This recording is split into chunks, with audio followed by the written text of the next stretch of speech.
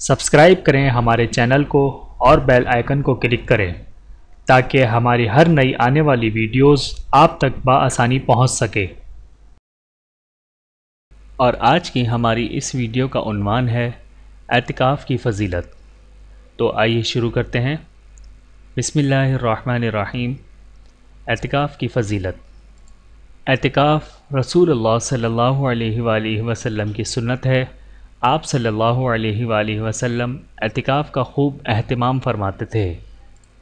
رسول اکرم صلی اللہ علیہ وآلہ وسلم نے ایک دن کے اعتکاف کے بارے میں فرمایا کہ جو شخص اللہ تعالیٰ کی خوشنودی کے لیے ایک دن کا اعتکاف کرے گا، اللہ تعالیٰ اس کے اور جہنم کے درمیان 3 خندق حائل کر دے گا جن کی مسافت آسمان و زمین کے فاصلے سے بھی زیادہ ہوگی۔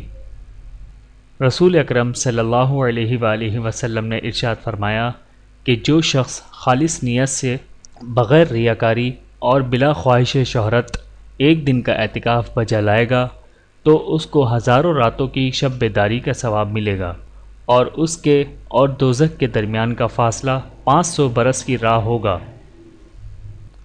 رسول اللہ صلی اللہ علیہ وآلہ وسلم نے فرمایا کہ جو شخص مسجد میں مغرب سے لے کر عشاء تک معتکف رہے، نماز اور قرآن پاک کی تلاوت کے سوا کلام نہ کرے، تو اللہ تعالیٰ پر لازم ہے کہ اپنے کرم سے اس معتکف کے لیے جنت میں محل تیار کرے۔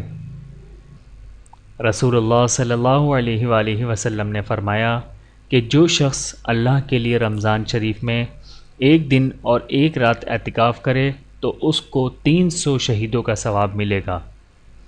سبحان اللہ! چند گھنٹوں کے اعتکاف کی اس قدر فضیلت ہے تو جو رمضان شریف میں پورے عشرے کا اعتکاف کرتے ہیں ان کی فضیلت کا کیا کہنا ہے۔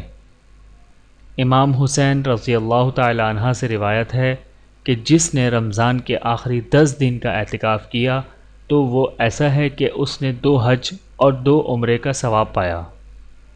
ویڈیو دیکھنے کا بہت شکریہ۔ مزید ویڈیوز دیکھنے کے لیے ہمارے چینل کو سبسکرائب کریں۔ اگر ویڈیو پسند آئے تو لائک کریں۔ اچھی بات کو دوسروں تک پہنچانا صدقہ جاریہ ہے۔ جزاکم اللہ خیرا کثیرا۔ اپنا اور اپنے پیاروں کا بہت زیادہ خیال رکھیے گا اور مجھے دعاؤں میں یاد رکھیے گا۔ Take care. اللہ حافظ۔